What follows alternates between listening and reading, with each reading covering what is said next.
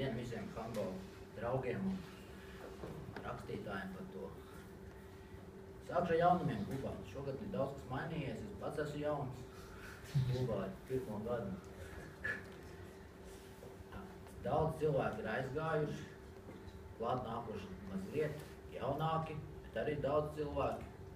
Bet, nākotnē droši vien viņi aizstās tos, kuri tagad pieredzējuši aizgājuši un spēlēs tikpat labi kā tie, kur aizgāja. Klāt esam piesaistījuši vienu Ukraini, sakarā ar situāciju tajā valstī, ka tur ir neskaidrības, ka bija gatavs uz braukt salīdzinoši mazām naudām pie mums. Esam vienu dabūjuši, viņš pierādījis pārvaldes turnīros, ka var spēlēt Latvijas līmenī, un neslikti spēlēt. Ceru, ka viņš mums palīdzēs. Jācer, ka viņš neskums daudz pēc mājām spēlēs. Tā kā basketbolu, melnīši. Tad mums bija problēmas ar sporta zāli, jo Rīgā jūs zināt, ka nav vienkārši atrast, kur spēlēt un darboties. Bijām izbraukuši tā kā ārā no Rīgas, bet tur arī nesanāca tā, jo mums izrādījās zāli tomēr drusci neatbilstoši kā vajag.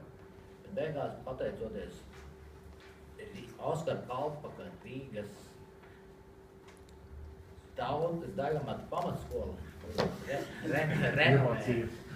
renovēja sporta zāli Rīgas centrā un viņas direktorei un sporta centra vadītājai, direktorai Ālei un sporta centra vadītājai Mārim, mēs esam dabūjuši kaut kādus laikus tur un ceru, ka mēs nepazaudēsim viņus un turpināsim darboties Rīgā tomēr, nevis prom no Rīgas.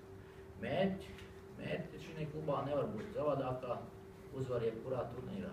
Piedalāmies gan Latvijas čempionāta virslīgā, gan Baltijas Challenge turnīrā, kurā ir komandas līdzvērtīgas, kā jau Ivars teica, tur var jebkurš vinnēt.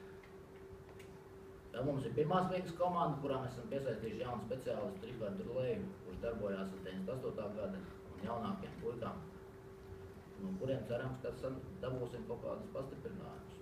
Cīnīsimies nākošajā gadā jau ar vēl augstāk sagatavotiem spēlētājiem, nevis tiem, kas mums ir. Traumas kā visiem ir šādas tādas, bet sīkāk es nestāstīšu par viņu. Paldies, veiksmīgu sezonu visiem! Paldies! Cik es pareizi nav novīgumā?